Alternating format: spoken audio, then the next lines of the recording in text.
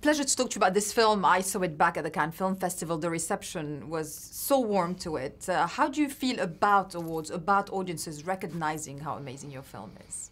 Well, for me, I put a lot into awards because that's decided by a group of people. But when your film gets reception, warm reception for en masse, that's a good feeling. And as you mentioned, that night, the world premiere of BlacKkKlansman Cannes is going to be one of my most memorable nights as a filmmaker. It was great. There's a debate how long the stand ovation was, 6 minutes. I don't care, because to me, yeah, the stand ovation to me, it seemed like 30 seconds. It seemed like it was that long because it was because when you go to Cannes and you're in competition, it can go one way, it'll go the other. Exactly. Could go up or down. You just hold your breath. Yeah, you get dice. You blowing your dice. And just hope it doesn't come up snake eyes. That's all you can do. I mean, as an artist, you write a novel, a play, you put an album, you just got to give it up. And you can't predetermine how people are going to respond to it. It's obvious, in your filmography that as an artist, you always direct stories that are engaging to you as well. Yes. What was the biggest element of this real-life story that, made you really want to do it? Very good question. Thank you. That I could comment on today using this film. It's true, and it's kind of infuriating that it's so topical, isn't it? Yes, and I would add the word sad too. But I just knew that with the help of my co-writer Kim Wilmot, that we could take a film that takes place in the 70s and still comment on what's happened today in this world.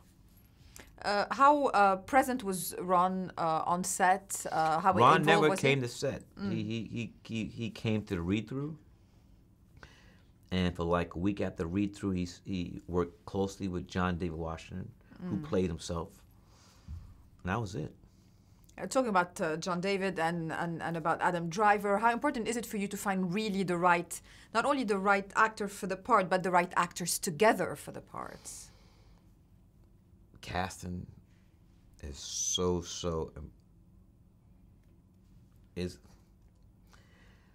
you have the greatest everything, but if you ain't got the right people, I'm gonna comment on what you said. You have a great actor and a great actor, and together, they're no good. That's true. Great actor, great actor, great actor separately, together. So what that comes down to is chemistry. How do they work together? The give and take, how do they work? And boom, John, Adam, voila. Yeah. You speak French, right? Absolutely. Voilà. Made the I got another word for you. They had that certain Je ne sais quoi.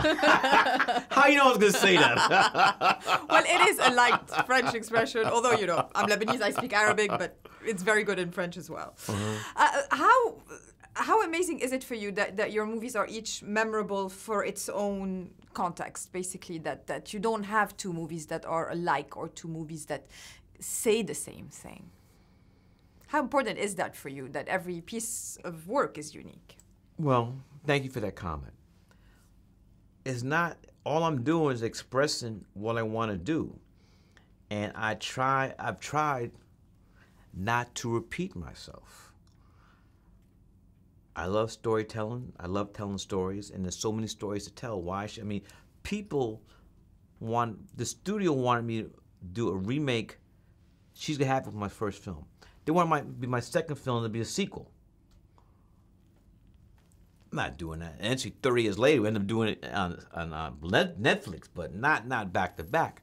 So I hope and pray that I can continue to tell different stories, and I don't have to tell go back to something I did a long time ago.